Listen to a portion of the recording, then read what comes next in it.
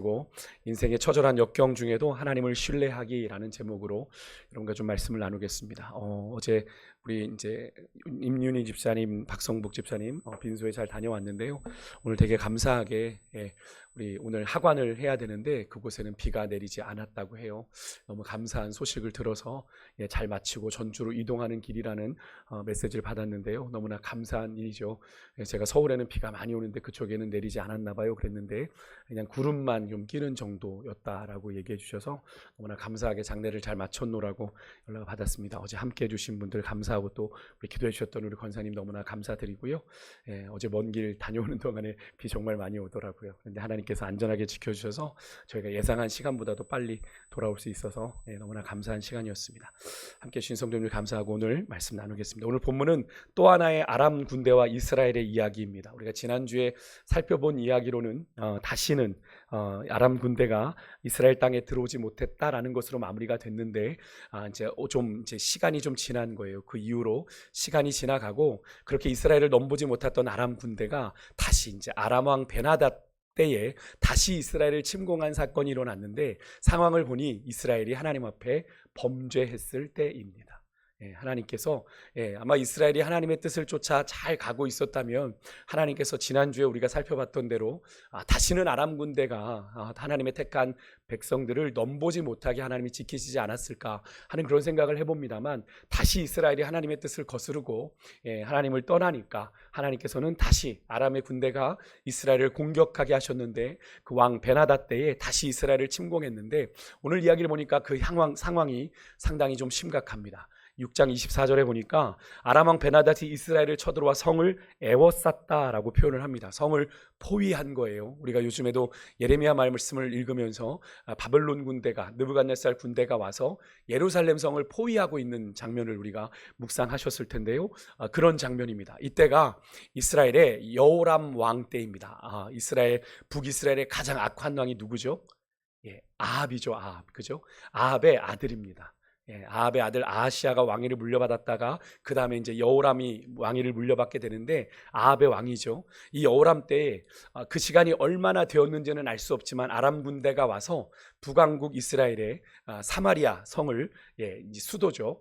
둘러싸고 있었던 겁니다. 근데 얼마나 되었는지는 알 수 없어요. 성경에 언급이 나오지 않으니까. 근데 벌어진 상황이 밑에 언급되는 상황들이 상당히 심각합니다. 그러니까 아마 최소한 몇 달은 된 듯하죠. 제가 새벽에 그런 말씀 드렸어요. 지금 이제 느부갓네살 바벨론 느부갓네살이 와서 이제 예루살렘 성을 둘러싸고 있었던 때가 BC 587년인데 이제 그대로 예루살렘 성을 거의 1년 가까이 포위하고 있다가 마지막 BC 586년에 남왕국 유다가 멸망을 당하는다 이렇게 말씀을 드렸는데 그때도 거의 1년 가까이. 그래서 이제 제가 뒤에서도 이제 말씀을 드리지만 그 당시 역사가 요세푸스라고 여러분 아마 들어보셨을 텐데 요세푸스의 기록에 의하면 남왕국 유다가 그렇게 예루살렘을 포위당했을 때 사람들이 먹을 것이 없으니까 1년 넘게 포위를 당하다 보니까 거름더미를 뒤져가지고 똥을 먹었다라는 기록이 역사의 기록으로 남아 있다라고 합니다. 그러니까 얼마나 힘들었는지 상상이 되십니까? 먹을 게 없으니까 성 안에서는 거름더미에 똥을 먹어야 되는 그런 상황까지도 일어났다라고 하는 거예요. 그러니까 오늘 이 아람 왕 베나닷이 지금 이스라엘 성을 포위하고 일어난 상황이 결코 뜬구름 잡는 이야기가 아니라는 거예요. 여기 보니까 성 안에 양식이 다 떨어져서 보니까 율법에서 그만 나귀머리라도 먹으려는 사람들이 생겼는데 이 나귀머리가 값어치가 얼마나 됐냐면 무려 1년치 품삯, 그러니까 연봉을 다 넣어서 사야 되는 은 80세겔에 팔렸고 비둘기 똥, 여기 이제 비둘기 똥이라고 돼 있는데 이걸 이제 비둘기 똥이라고 하니까 이것이 이런 이름을 가진 비슷한 식물일 거다라고 하는 학자들도 있더라고요. 근데 어쨌든 절대 양식으로 쓸 수 없는 그 비둘기 똥이 당시에 한 달 월급에 해당하는 은 5세겔에 팔리는 지경까지 얼마나 인플레가 왔는지 우리가 충분히 짐작해 볼 수 있는 그런 상황이죠. 그런데 이게 말이 안 되지 않습니까라고 얘기할 수 있지만 아까 역사가 요세푸스의 기록에 의하면 충분히 가능했던 상황이다. 더 끔찍한 건 그래도 먹을 게 없으니까 한 여인이 왕이 성 위를 지나갈 때 왕한테 소리를 칩니다. 그런데 어떤 이야기를 하냐면 여인들이 서로의 아이를 잡아먹기로 했다는 거예요. 삶아 먹기로 했다는 겁니다. 먹을 게 없으니까 여인들이 반인륜적인 일을 하고 있는 거죠. 살아야 되니까, 어미라도 살아야 되니까. 분명히 오늘 내 아들 잡아먹고 내일은 지 아들 잡아먹는다고 했는데 지금 자기 아들을 숨겼습니다. 왕이여 해결해 주십시오 호소하고 있는 거예요. 그러자 왕이 그런 여인의 소리를 듣고 이렇게 반응을 합니다. 사실 왕은 아무것도 해줄 수 있는 게 없어요. 극도로 빈곤해진 백성들이 나귀 머리, 비둘기 똥도 모자라 자기 자녀까지 삶아먹는 처절한 현실로 내몰렸는데 왕은 아무것도 하지 못합니다. 27절에 이렇게 말하죠. 타작마당과 포도주 틀을 언급하면서 내가 거기서 뭘 얻어서 너희들한테 주겠냐라고 이렇게 얘기를 하고 있어요. 그 전에 이런 고백을 하죠. 여호와께서 너를 돕지 아니하시면 내가 무엇으로 너를 도우랴 이렇게 말하니까 되게 이 왕이 하나님 앞에서 아주 홀리한 왕이구나, 거룩한가 보다 이렇게 생각이 될 수 있지만 아닙니다. 한마디로 내가 할 수 있는 것 없지 않느냐라는 이야기입니다. 참 무책임한 변명이죠. 그런데 이런 어린 왕, 이런 왕의 변명에는 지금의 이 이스라엘이 처한 상황이 단순한 재난이 아니라 이스라엘의 범죄로 인한 하나님이 내리신 징계로 이 왕이 지금 받아들이고 있다는 사실을 우리가 은근히 엿볼 수가 있죠. 그러면서 은근슬쩍 하나님 탓을 하는 겁니다. 하나님이 너희들이 이렇게 만든 거야. 자기들이 잘못해서 이 상황에 온 것을 얘기하는 게 아니라, 그죠? 하나님이 이렇게 우리를 만들었어. 이렇게 처절하게 만들었어. 너희들을 그렇게 극한으로 내몬 거야. 그런 마음이 있었을지 모르겠어. 아무리 하나님 앞에 우리가 범죄했다고 한들 이렇게 몰아가실 수 있는 거야? 그래도 하나님의 택한 백성인데 라고 하는 그런 생각이 은연중에 깔려 있었던지도 모르겠어요.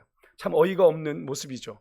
그래서 30절에 보니까 왕이 자기 옷을 찢으며 애통해했다 라고 얘기합니다. 그리고 백성들이 그 왕이 찢어진 옷 사이로 베옷을 보았다 라고 하는 기록이 나와 있어요. 왜 이게 뜬금없이 나와 있는 걸까요? 왜 굳이 왕의 이런 형색에 대해서 행색에 대해서 이런 자세한 설명을 붙이고 있는 걸까요? 당시에 베옷은 언제 입었습니까? 우리도 예전에 그랬습니다. 백성들이 초상을 당하거나 국가적인 재난을 당하거나 그래서 우리가 니느웨 백성들도 베옷을 입었던 기억을 우리가 하지 않습니까? 또 슬픔을 표현하기 위해서 입는 옷이 바로 베옷이었습니다. 그러니까 회개할 때 이 베옷을 입었어요. 그러니까 이스라엘 왕이 지금 그 안에 베옷을 입었다는 건 뭡니까? 왕이 지금 현재 상황을 죄로 인한 징계로 받아들였다. 그래서 회개하는 마음으로 베옷을 입었다 라고 그렇게 해석을 해볼 수 있는 거죠. 그렇다면 온전히 하나님 앞에 회개해야 하는 것이 옳은 것 아닙니까? 그런데 이후에 벌어지는 이 왕의 행동은 왕의 이 하나님을 향한 회개의 이 퍼포먼스가, 베옷을 둘러 입은 이 회개의 퍼포먼스가 진심인지를 좀 의심하게 하는 행동들이 이어지게 됩니다. 앞에 27절에 보니까 여인을 향해 이렇게 말했어요. 여인이 왕에게 그랬거든요. 성위를 걸어가는 왕에게 왕이여 도우소서. 그러니까 뭐라고 그랬다고 그랬어요? 여호와께서 너를 돕지 아니하시면 내가 무엇으로 너를 도우랴. 그 말처럼 하나님 탓을 하는 듯 하더니 하나님 때문이야 너희들 이렇게 된 거 지금 하나님 때문이야 라고 하더니 급기야는 어떻게 하냐면 31절에 보니까요, 하나님의 사람인 엘리사를 죽이려고 합니다. 과거 열왕기상 21장에 보면 그의 아버지 아합이 포도원 뺏으려고 누구를 죽이죠? 나봇이라고 하는, 그죠? 되게 신실한 사람을 하나님의 뜻을 따라 하나님이 지게표를 옮기지 말라는 뜻 때문에, 그죠? 왕이 요구했지만 거절하고 자신의 포도원을 지키던 나봇. 그런데 그 포도원을 아합이 너무 갖고 싶어 하니까 어떻게 해요? 이세벨이 나봇을 모함해서 죽여버리지 않습니까? 그런 것처럼 엘리사를 죽이려고 하는 그런 음모를 하게 되죠. 참 무섭습니다. 저는 이 장면을 보면서 자녀가 부모의 등을 보고 배운다라는 것, 그냥 지나가지는 이야기가 아니더라고요. 오늘 본문에 이스라엘의 왕이 여호람이 그의 아버지 아합이 행한 행태를, 그 죄된 행태를 어떻게 해요? 그대로 모방하고 따라하고 있는 거예요. 엘리사의 머리가 오늘 그 몸에 붙어 있으면 하나님이 내게 벌 위에 벌을 내리실 거다. 이게 뭡니까? 오늘 안에 내가 반드시 누구를 죽인다? 엘리사를 목을 쳐 죽일 거다라고 하는 그런 다짐을 하고 있는 이 여호람의 모습을 보십시오. 이런 왕의 모습에서 우리는 이 여호람의 베옷을 둘러싼 이 회개 퍼포먼스가 뭐예요? 진심이 아니다라는 걸 우리가 알 수 있는 거죠. 왕이 정말 하나님 앞에 회개하기 위해 베옷을 입은 것이 아니라 단지 백성들의 사람의 눈을 의식한 요식행위로밖에 보이지 않는다라는 건데요. 그가 하나님을 그렇게 탓하다 못해 하나님의 종 엘리사에게 모든 책임을 돌리는데 급급한 데서 우리가 그 사실을 알 수 있죠. 이 모든 재앙의 근원이 왕인 자신일 수 있는 그런 상황인데, 이 왕은 그런 비난의 화살을 누구에게 돌리려고 하는 거예요? 하나님, 또 하나님의 사람에게 돌리려고 그 비난의 대상을 찾고 있는 겁니다. 찾는 것에서 끝나지 않고 말도 안 되는 악행을 그것도 하나님의 사람에게 저지르려고 하는 그런 모습을 보게 되는, 이 여호람 왕의 모습은 하나님의 주권을 인정하는 척하지만, 그죠? 그의 말은 그럴듯해요. 하나님이 아니면 누가 우리를 구하겠느냐라는 그 말에서 하나님의 주권을 인정하는 척하지만 실제로는 그렇지 않은, 하나님의 주권을 인정하는 척만 하는 모습. 근데 여러분, 이런 모습이 우리들에게도 있다는 사실을 아십니까? 우리가 인생의 어려움을 만날 때 하나님 앞에서 제가 새벽에도 계속 말씀드렸지만 진실하게 회개하고 자신의 죄된 모습을 정직하게 돌아보는 분들이 있는가 하면, 그런 상황에 내가 놓였다고 하나님을 원망하고 불평하기만 하는 그런 분들을 종종 만나게 됩니다. 이런 경우죠. 자신은 그래도 지금까지 그렇게 바쁜데도 주일 예배도 잘 드리고 기도도 바쁘지만 틈날 때마다 하고 하나님의 뜻대로 내 나름대로 선교도 생각하고 이랬는데 하나님이 그런 자신을 도와주지 않고 이 모양 이 꼴로 살게 하신다. 그런 자신을 이렇게 내버려 두시는 것, 하나님이 자신에게 너무하신 것 아니냐라고 이렇게 저에게 항변하시는 분들이 계셨어요. 하나님을 향해서 원망과 불평을 막 쏟아놓습니다. 근데 여러분, 그런 분들의 대부분, 그분들의 삶의 이면을 들여다보면 겉으로는 오늘 본문에 이 이스라엘의 여호람 왕이 그랬던 것처럼 베옷을 두른 것처럼 그럴싸하게 하나님 앞에 회개하는 것처럼 옷을 찢고 그 베옷을 백성들에게 보여주며 자신이 하나님을 향한 회개의 마음을 가지고 있는 것처럼 보여주는 것처럼 그렇게 하지만, 그 내면을 들여다보면 하나님의 뜻과는 상관없는 일들을 자기 마음대로 하고 살아가는 경우를 참 많이 보게 됩니다. 세상 사람들 너무 많이 믿고 의지해서는 안 됩니다. 하나님 의지하십시오 라고 하는데 사람 실컷 의지했다가 뒤통수 맞고 사기당하고 그렇게 사람을 믿고 의지하다가 어려움 당하는 경우도 많이 보고요. 몇 푼 더 버는 것 때문에 믿음을 순간순간 타협하고 신앙의 양심을 저버리는 일들도 서슴지 않았던 것은 전혀, 그것은 다 하나님이 어느 정도 다 이해하고 눈 감아주리라고 생각하는 거예요. 그러니 하나님이 그렇게 하실 수밖에요. 사실 그것도 그런 분들의 표현이지 실제로 하나님이 그분들의 말처럼 그렇다고 그분들의 인생을 그냥 하나님이 버려두신 거 아니거든요. 그럼에도 하나님의 은혜가 그분들의 삶을 여기까지 인도한 게 전 보여요. 분명히 도우셔서 여기까지 왔어요. 수많은 숱한 위기와 고난과 역경 속에 여기까지 온 게 제 마음으로는 참 집사님 권사님 속으로는 정말 지금 여기까지 온 것도 다행이네요 라는 마음이 드는데, 그렇게 하나님은 나를 내버려 두셨습니다, 버려두셨습니다 이렇게 얘기를 하세요. 근데 그것은 또 그렇게 생각하는 겁니다. 내가 하나님 앞에 받을 당연한 그 정도는 내가 그 정도는 받아야 되는 사람 아닙니까? 이렇게 생각해요. 그 당연한 보상 아닙니까? 하나님이 그 정도는 나한테 해주셔야죠. 내가 한 게 있는데. 그러니까 어떻게 했어요? 그런 모습에서 하나님을 향한 감사가 있겠어요? 감사는 없고 계속 내 기대와 필요가 충족되지 않는 것에 대한 뭐만 반복이 되는 겁니까? 원망과 불평만 반복이 되는 거죠. 기준이 철저하게 어디 있습니까? 4개 있어요. 4개. 신앙생활의 기준이 어디 있어요? 4개 있는 거예요. 4개 만족되지 않으면 없는 거예요. 근데 여러분, 우리에게 당연한 것이 있나요? 내가 누리는 것 중에 당연한 게 있어요? 우리가 찬양하잖아요. 당연한 것 전혀 없죠. 전혀 없죠. 어제도 운전하고 오면서 그런 생각했어요. 차가 조금 이렇게 그 수막에 차가 이렇게 약간 비껴가는 느낌이 들 때, 이게 진짜 살짝 이렇게 머리가 쓰더라고요. 여기서 내가 순간 핸들을 잘못 들면 어떤 일이 일어날 수 있는 거구나. 정말 눈앞이 안 보이는 막 폭우가 내릴 때는 정말 그런 생각. 그러니까 하나님이 그 순간순간 우리의 걸음을 어떻게 하신 겁니까?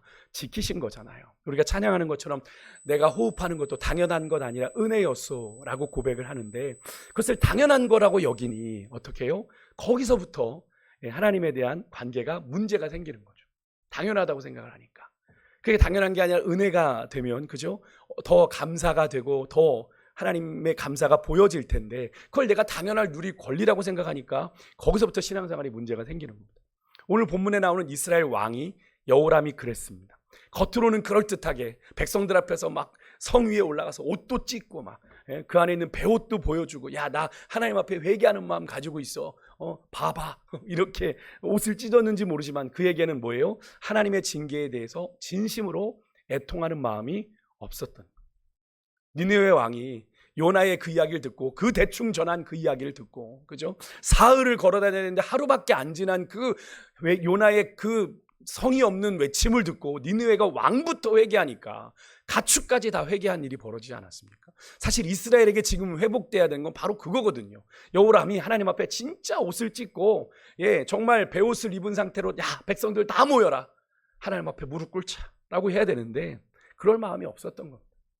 그래서 하나님을 탓하다 못해 하나님에 대해서 원망하지 못해, 더 이상은 할 게 없으니까 눈에 보이는 누구를 죽여요? 하나님의 사람을 죽이려고 하는 그런 엄청난 악행을 서슴지 않는 거잖아요. 여러분, 진정한 회개는 마음으로 하는 거죠. 마음으로 하는 겁니다. 여러분, 절대로 내가 회개 기도했다고 나 회개했어 라고 얘기하시는 수준에서 머무시면 안 돼요. 우리 수협에 오시는 성도님들은, 그죠? 네, 그걸 회개라고 생각하시면 안 돼요. 우리의 마음을 하나님 보시잖아요. 그래서 여러분, 요엘서의 2장 13절에 하나님께서 요엘 선지자를 통해 이스라엘에게 뭐라고 그랬습니까? 이스라엘 백성들이 하도 오늘 여호람 왕처럼 옷을 찢기만 하니까, 옷을 찢는 퍼포먼스만 하니까 너희가 옷을 찢지 말고 어디를 찢어라? 마음을 찢어라. 너희 마음을 찢어라.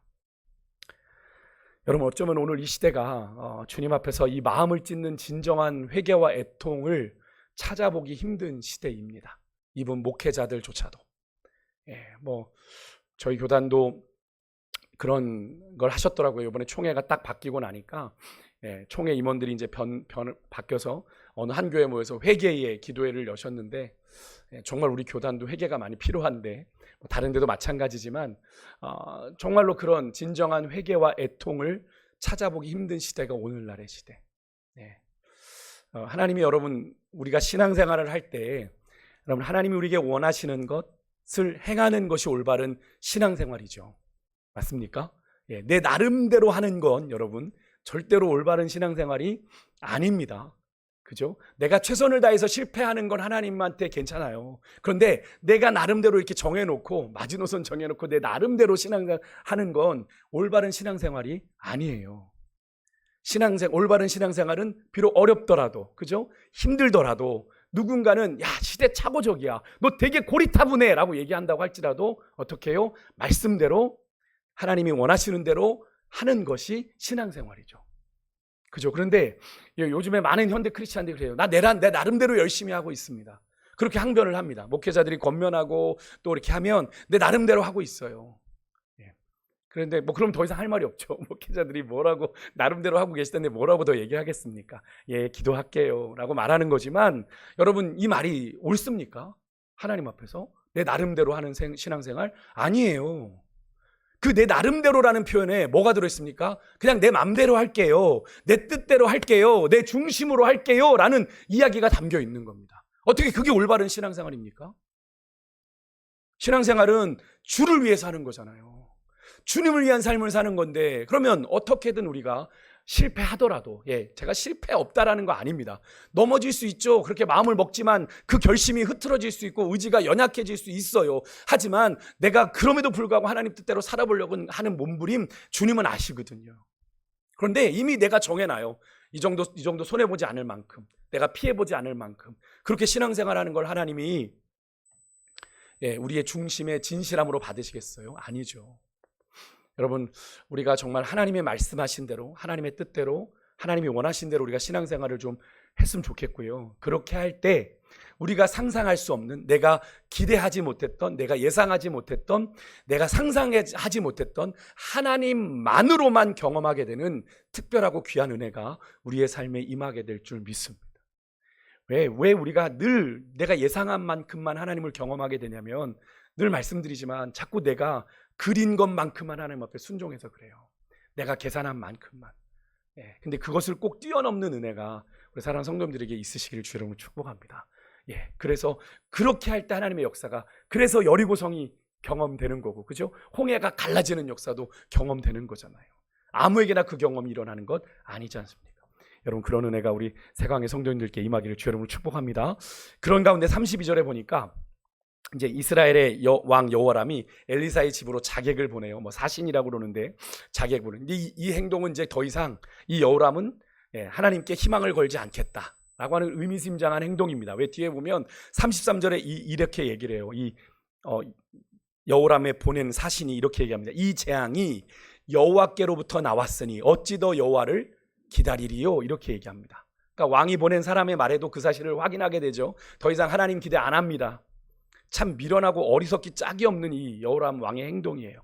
그럴 거면 도대체 옷안에 베옷은 왜 입었어요?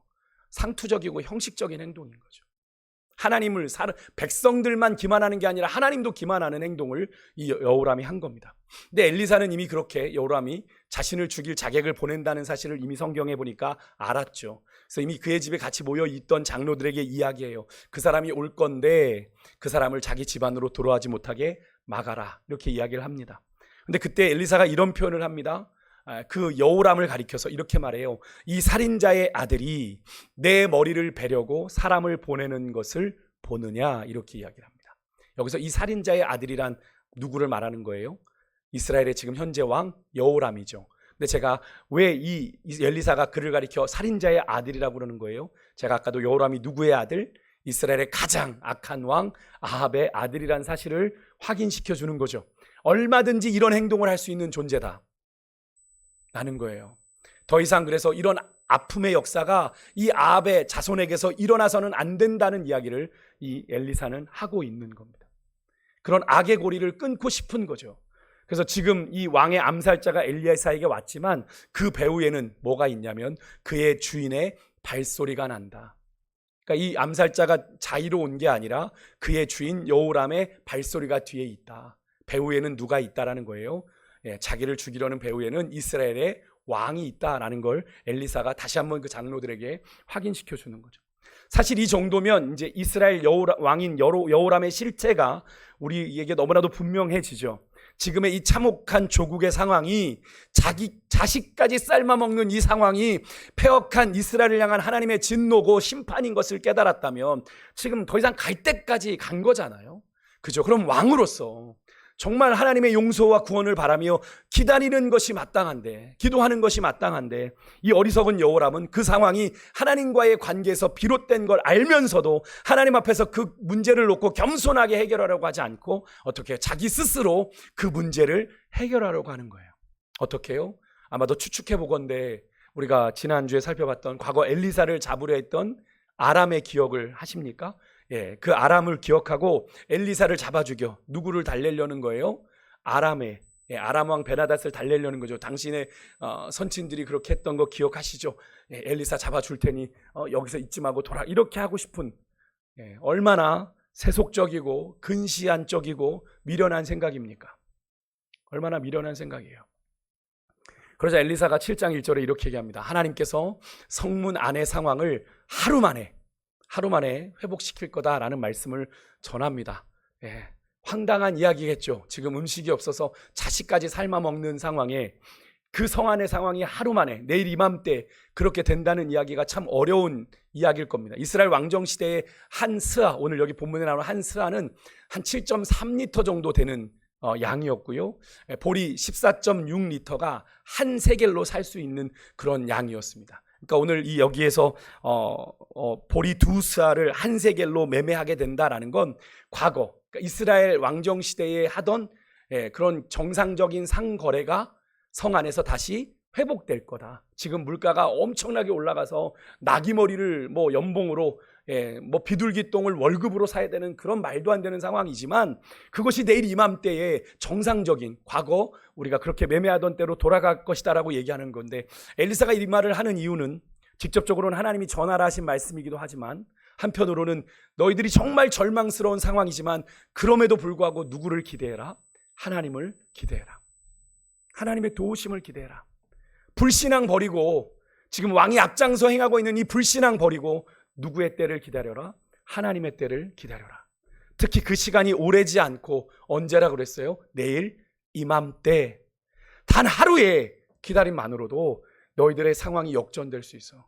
하나님을 기대하지 않으련. 근데 솔직히 우리가 생각해도, 인간적으로 생각해도 지금 이 사마리아 성 안의 상황은 하루 만에 바뀔 것 같지는 않아요. 그죠? 우리가 인간적으로 생각하고 이성적으로 생각하고 합리적으로 생각하면 불가능해 보입니다만 어떻게 하나님이 행하시면 가능한 역사를 이루신다는 거잖아요. 그럼 그렇습니다. 하나님은 우리가 생각지도 못한, 예상치 못한 놀라운 방법으로 우리의 삶에 개입하시고 우리의 절망스러운 그 상황을 얼마든지 순식간에 역전하실 수 있는 분이라는 사실을 여러분 믿으시길 바랍니다. 여러분, 이스라엘 백성들이 지금 우리가 예레미야서를 읽지만 아직 멸망도 안 당한 상황에서 70년 뒤에 그들이 포로로 귀환할 거다, 포로에서 귀환할 거다는 이야기가 그들에게 얼마나 피부적으로 다가왔겠어요. 근데 하나님은 어떻게 역사하십니까? 역사의 패권을 바꾸셔서, 그죠? 바벨론이라는 제국을 누구에게 물리치셔요?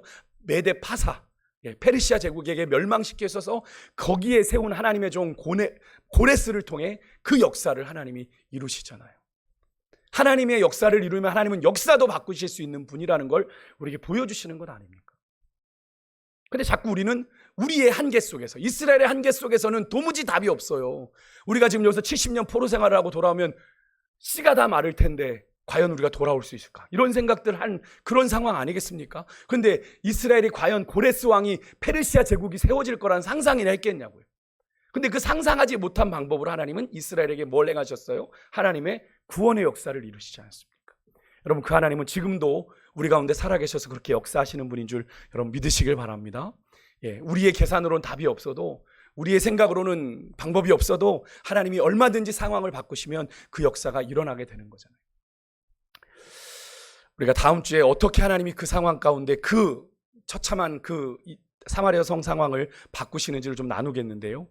하지만 엘리사의 말씀에 보니까 7장 2절에 이런 반응이 나와요. 왕이 그의 손에 의지하는 자, 왕이 이 여호람 왕이 되게 믿는 한 장관이 엘리사의 예언의 말씀을 어떻게 해요? 불신해요. 그러니까 이것은 결국 여호람의 뜻과 거의 진배 없는 이야기인 거죠. 그죠? 여호람에게도 되게 영향이 많았겠지만 그 엘리사가 그럽니다. 네가 그 눈으로 보지만 그것을 먹지는 못하리라 선언하고 그의 비참한 최후를 엘리사가 예고하게 되는데, 실제로 뒤에 7장 17절에 그 말씀이 이렇게 실현되는 걸 보게 됩니다. 우리 화면을 보고 아니면 성경을 보고 읽어보실까요? 17절 같이 읽습니다. 시작. 왕이 그의 손에 의지하였던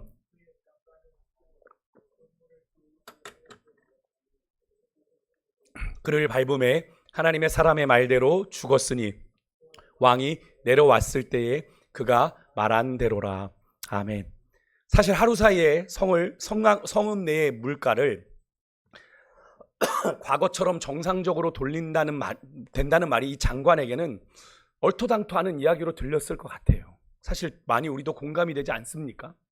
하지만 지금 그 이야기는 경제 리포트를 받는 게 아니라 누구의 약속이죠?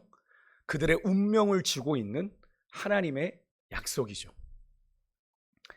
여러분, 우리가 그것을 깨달아야 됩니다. 우리가 자꾸 우리의 그런 어떤 합리적인 이성적인 판단으로 하나님의 말씀을 우리가 좀 이렇게 난도질할 때가 있는데, 여러분, 주님의 말씀은 지금도 살아있음을 여러분 믿으십니까? 여러분, 주의 말씀은 지금도 살아있어요. 그래서 마태복음 24장 35절에 보면 예수님이 이런 말씀을 하셨어요. 천지는 없어질지언정 내 말은 없어지지 아니하리라. 하나님의 뜻은 천지가 없어져도 반드시 이루신다라는 얘기잖아요. 성경에는 여러분 수많은 구원의 약속이 있고 그 백성을 하나님이 끝까지 지키신다는 하나님의 약속이 정말 차고 넘치죠. 우리가 예레미야서를 보면서도 계속 확인하지 않습니까? 또한 그 하나님의 말씀을 거절한 자들의 최후에 대한 경고도 얼마나 많은지 몰라요. 결국엔 최후에는 심판이 있어요. 하나님이 기회를 계속 주시지만 끝까지 하나님의 말씀 붙들지 않는 자에게는 하나님이 약속한 대로 되는 거죠. 여러분, 오늘날 이 시대는요, 상당히 합리적이고 과학적이고 또 이성적으로 생각하는 그런 세상이지만, 여러분, 파악하고 분석하고 또 실험하고 증명하는 것으로 다 알 수 없는 우리 주님의 계획이 얼마나 많은지 모릅니다. 합리적으로 해석하고 비관적으로 의심하던 장관이 죽고, 오늘 우리가 함께 나누지는 않지만 뒤에 이어지는 그런 성안의 상황에 쫓겨나 밖에서 더 이제 죽을 지경에 놓여 있던 나병 환자들, 그리고 자신의 자녀들을 삶아 먹던 그 백성들이 살게 되는 되게 역설적인 사건은 여러분 지금도 우리에게도 일어날 수 있는 사건이다라는 걸 여러분이 좀 기억하셨으면 좋겠어요. 전혀 예상치 못한 상황을 하나님이 여서서 그 성안의 상황을 바꿔버리지 않으십니까? 오늘 본문의 엘리사는 여러분 그 기근에서 예외였어요. 엘리사 집에는 곡식이 많았습니까? 아니에요. 엘리사도 똑같이 그 기근으로 말미암아 힘들고 있었습니다. 하지만 엘리사는 어떻게 해요? 하나님의 주권을 믿고 상식적으로 이해되지 않는 예언을 사람들에게 전하라고 하니까 전하신 거예요. 전한 겁니다. 하루 만에 내일만 이맘때에 너희들이 그렇게 정상적으로 사는 일이 벌어지게 될 거예요. 여러분 그런 것처럼 우리도 오늘 이 시대에 하나님의 살아계신 그 주권을 진심으로 인정하고 우리가 어떤 상황에서도 하나님만 의지하고 기대하겠다는 결단을 우리가 하나님 앞에 드릴 수 있는 그런 은혜가 있기를 소망합니다. 우리 모두는 살아계신 하나님만을 기대하셨으면 좋겠어요. 우리 주님 살아계신 거 여러분 믿으십니까? 예, 안 믿으세요? 우리 주님은 살아계세요. 전 분명히 믿습니다. 우리 주님 분명히 살아계시고, 그런데 그 살아계신 하나님이 절대로 우리의 기대와 우리의 생각만큼만 일하시는 분이 아니라는 걸 좀 아셨으면 좋겠어요. 우리가 자꾸 신앙생활하면서 딜레마에 빠지고 고민하게 되는 게 그런 거 아닙니까? 내가 처한 현실과 상황과는 하나님의 약속이 너무나 괴리감이 있는 것 때문에 과연 될까? 과연 그럴까? 그런데 그럼에도 불구하고 그 역사들이 일어나는 현장들이 지금도 존재한다니까요. 여러분. 그럼 뭔 차일까요? 왜 내 삶엔 일어나지 않는 일들이 왜 다른 곳에서는 다른 사람에게서는 다른 현장에서는 일어나고 있는 걸까요? 뭐의 차일까요, 여러분? 한 가지입니다. 믿음의 차이예요. 믿음의 차이입니다. 여러분 정말로 우리의 인생 내가 살아가고 있다고 해서 박문기라는 이름으로 살아가고 있다고 해서 내 인생에 내가 할 수 있는 것 아무것도 없더라고요. 그죠? 하나님께서 지금도 내 생명을 거두어 가시면 제가 일전에도 말씀드린 저희 아버님 그 쓰러지신 혈관이 0.03mm입니다. 그 혈관이 막히니까 몸이 반이 마비가 되더라고요. 0.03mm. 눈에 보이십니까? 1mm도 눈에 잘 안 보이는 요즘 노안 때문에 1mm 보려면 이렇게 하고 봐야 되잖아요. 그죠? 그런 작은 치수인데 그 작은 치수의 혈관이 막히니까 반이 마비가 와요. 여러분 그런 가운데 우리 인생이 지금 이렇게 걸어지고 또 움직여지고 살아가고 있다는 것 당연한 것 아니지 않습니까? 하나님이 움직이게 하시는 거고 하나님이 걸어가게 하시는 거고 하나님이 보게 하시는 거고 듣게 하시는 거고 하나님이 먹는 거 소화하게 하시는 거고 여러분 그런 은혜를 누리고 살아가면서 자꾸 하나님을 내 스스로가 제한하고 한계 짓고 그래서 그것으로 인해 또 낙심하고 좌절하고 믿음에 회의하고 의심하지 마시고 이왕 예수 믿는 거 하나님께 내 인생을 온전히 맡겨드리기로 결단하셨다면 그 하나님을 향한 더 큰 믿음으로 살아가 하나님의 역사를 더 풍성하게 누리시는 그런 여러분과 저의 삶이 되실 수 있기를 주의 이름으로 축복합니다. 그게 신앙생활이잖아요. 그런 은혜가 여러분들에게 있기를 소망하면서 우리 찬송가 486장 한 장 부르고